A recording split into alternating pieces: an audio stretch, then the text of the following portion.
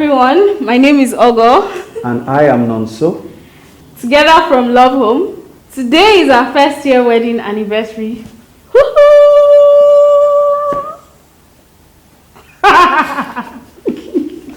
And yeah, we're going to be talking about 5 very important things that have really helped us in this past 1 year. Only 5. Yes, 5 important lessons. So we hope that it's going to help you, help your relationship, help your marriage, whether you're a young couple, intending couple, or you're already old in this business. We just want to share our own experience and really hope that it helps someone. We've actually been wanting to do this for some time now, but we're like, talking about or sharing experiences when you have actually gotten none. So we just said, okay, let's wait until our first anniversary, then we're going to launch this and share experiences on the year so far. Yeah. So this is like the perfect time for us. Happy anniversary, babe. Yeah, happy anniversary too.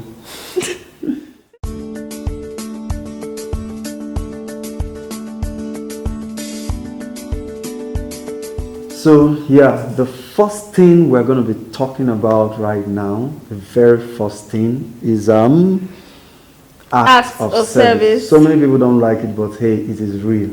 As far as you're married, you're a couple, it is real, so real. You're going to need to help out in some render things. Service to each other. You're just going to help out with one thing or the other. Sometimes you may not even understand why you should be helping out, but the important thing is that you end up helping out, right? So it could range from washing. I feel attacked, guys. It could range from washing to cleaning to getting the groceries to going to the market, which she doesn't really like so much, but yes, she has to do that. So to washing the car, there's so many things around, so it can be anything. The important thing is just being sensitive in the house to help out with stuffs around. So yeah, acts of service is very, very important. Very important. Yeah. And I think the thing I'll add here is that to you, what act of service means, is maybe quite different from what your spouse sees acts of service as. So basically, taking notes that you are specifically focusing or placing more attention on what your spouse, sees as an act of service is very important. So, for example, my husband likes me serving his food. I don't know, that was so weird for me, like, before we got married, in my head, I'm like, why should I have to serve your food? Like, I don't know, it just seemed very weird. I mean, I've never been married before. I've never had to, like, serve a married man's food. But yeah, it's important to him, so I actually try to make sure that I do that as much as possible, and most times we even eat together, which is something that he also likes as well. So yeah, just paying attention to what your spouse really values,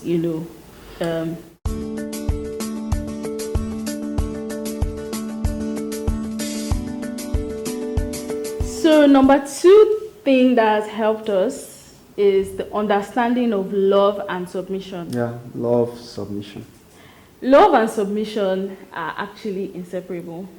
I think if you really love somebody or if you claim to love somebody, you would definitely be more inclined to submit to the person in form of, listening to the person, considering their opinions, considering them in decisions that you're making, and in some occasions actually totally submitting to what they propose, because really, sometimes you just have to choose either A or B. Sometimes there's no middle ground, and you actually just have to, submit to one person's opinion, right?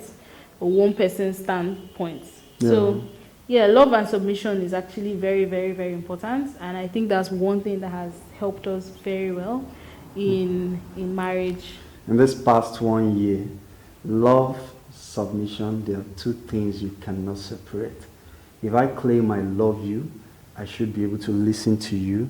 I should be able to hear your opinion. I should be able to consider it. I should be able to accept that it is a better way to go than my own opinion. So it's something you can't really separate. It's very, very possible that your spouse has a dimension of experience that both of you will need in taking that particular decision. That is why two heads are better than one, right? Yeah, because when we say these things, it sounds like it's an occasion, but love and submission is something that happens like daily, that happens per second, that happens per minute. So you're doing something, you just basically have your spouse at the back of your mind. You're every single time putting them into consideration, and you're putting yourself obviously into consideration as well, but just love and submission. So it's very, very important. Love and submission. Understanding it this way is going to help in building that romance that you need in your relationship, in building that friendship, that intimacy, that thing that you really, really love, that spike. I mean, these are the things that build all the spikes and all. And it's something we've consciously worked on, and it has really helped us. Yeah.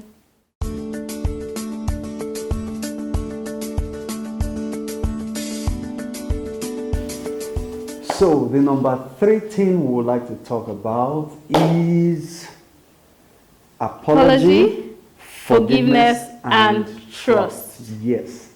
Apology, forgiveness, and trust. That's a long one, guys. Yeah, and actually, we came to understand it this way, that these things has to be deliberate. Apology has to be deliberate. Forgiveness has to be deliberate. Trust is birthed. So these are deliberate actions. So if I offend my spouse now, for instance, if I offend her, or maybe I may not even understand that I've offended her, but she brings it to my notice that or she starts acting obvious. Sometimes we may not really say we're offended, but by our actions, that we are not happy. And also, it's very, very vital if at that point of realizing that your spouse is not happy with you, that you go out and apologize. There's no big deal about it. So the important thing is that you ensure that you're sensitive whenever your spouse is not happy, because sometimes it may not really be communicated, and sometimes, yes, a spouse can go ahead and tell you, I don't like so and so thing you did, which is actually also very important. Yeah, talking about issues as they happen. And just realizing that, forgiveness is actually it's not a feeling, because it's one thing for one person to apologize and another thing for you to actually forgive. And there's a joke that we make to each other that, long before you ever committed this, I'm forgiving you in advance. I'm forgiving you in advance. And, that just makes it easier. Like, we both realize that we are on the same team, we're fighting for this marriage together, we're building this trust together. So it's in our own interest to forgive each other. It's in our own interest to, apologize, to want to make things right, and to come back to unity as soon as possible. Don't say, oh, I'm going to sleep over it. Or don't say, I don't want to talk about this right now. Yes, your privacy is very important. But, when it comes to apologizing, forgiving each other and actually building that trust, it's very, the sooner the better. It's very important that once you realize that, you've actually done something wrong, even if the other person has wronged you as well. Don't say, oh, let her apologize to me first, or let him apologize to me first, Make that first move. You can go all out. Things will go wrong. I think that's something important. Things will go wrong. You will hurt each other. You would offend each other. Once you are able to apologize and truly forgive, you're able to build trust easily. So, and the apology thing is not just because you want to offer the apology. It's not about just giving it to your spouse. Like, since you're offended, I am sorry. No, it's about bringing your family to a particular a lane where love, unity, and bonding happens. Honestly, if the moment you realize that you have offended one another, there's already a distance coming in. It's very, very natural. A distance starts setting in and all that, and it's your own duty to close up that distance immediately. To bridge the gap. To bridge the gap. Don't say, let me sleep over it. No. We actually play by one rule. We don't allow issues to sleep over the night. And if you do that, I think that will also help you. Before you go to bed, sort out everything. Yeah. Apologize, forgive one another, and you see that you wake up healthy and smiling. And all of you wake that. up feeling better, even if you don't, because some issues will not just go away, yes, right? But even just talking about it and saying, okay, we would talk about it more tomorrow. That helps a lot more. That helps. Yeah, it helps a lot more.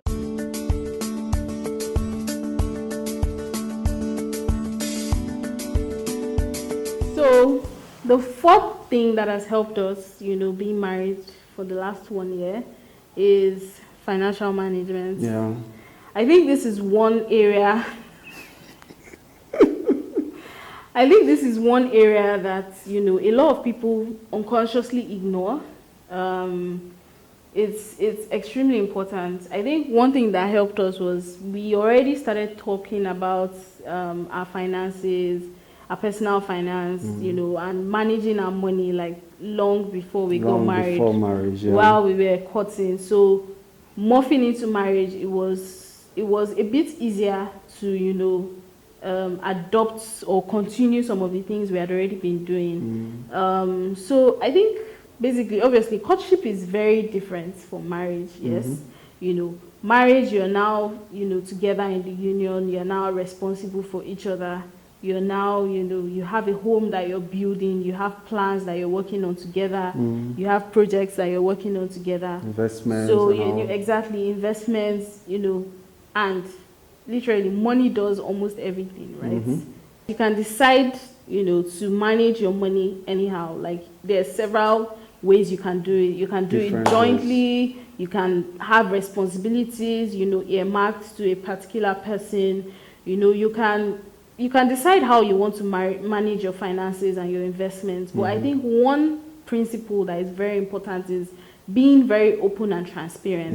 Your spouse should have an idea of like the range of what you earn. And they should have an idea of what to expect from you, so that one person is not guessing and pushing a lot of responsibility on the other person. So we chose to go the route of jointly managing our finances, doing our investments jointly, and taking most of our significant decisions. In fact, all of our significant decisions, we take all of them together. And the reason we do that is, that's what works for us, and that helps us build and plan easily together. Yeah.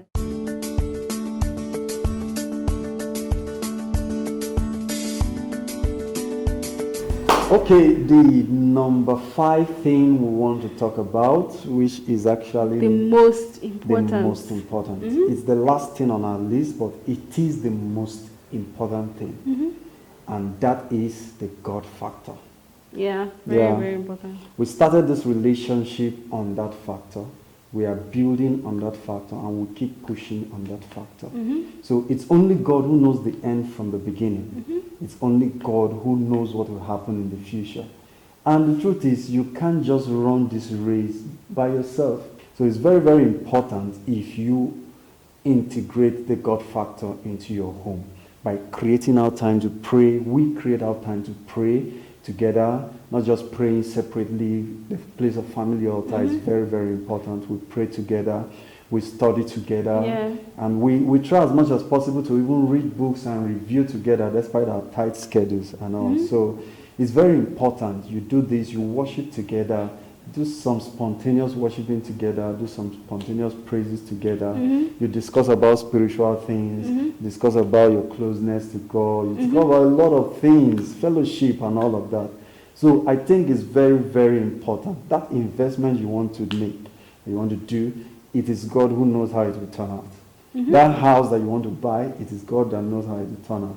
That clothes you want to, the marriage you want to build. The marriage you want to build, like that thing that you're complaining about in the life of your spouse, in the life of your husband, your wife, it is God that knows how to fix it. There will be times, right, when things will go wrong, when your spouse would hurt you, and to be honest, like speaking to God about some of those things actually helps a lot. Yeah, you know. reporting your spouse to God. Exactly. So it's very important. You know, The closer you are to God. babe, have you reported me to God before? Not really. To be honest, not really, but also just praying for your spouse as Yeah, well. generally. Praying together is very important, but you know, also praying for your spouse, praying for your marriage, putting God first, putting God at the center. Like we always say that Jesus is at the center of it all. So yeah, putting God at the center of your marriage is like number one. It's actually the most important thing, which is why we saved it for the last point.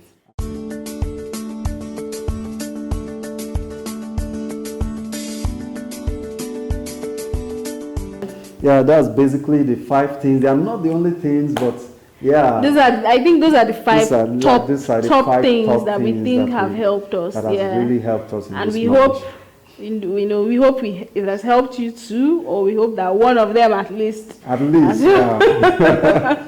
We hope that one of them at least have helped you. Yeah. And what we're also looking forward to is, delving into some of these points we've raised, like more deeply. Yeah. So yeah, this is actually our first YouTube video, yeah, for our channel. So please, please, please subscribe, share with your family, share with your friends and loved ones, and please, you can also drop a comment in the comment section below about things you would like us to talk about, questions you would like us to answer, and in subsequent videos we also hope to touch a number of things here and there and all that. And yeah, we're really excited about this. Yeah, we are. We hope that you found this video useful.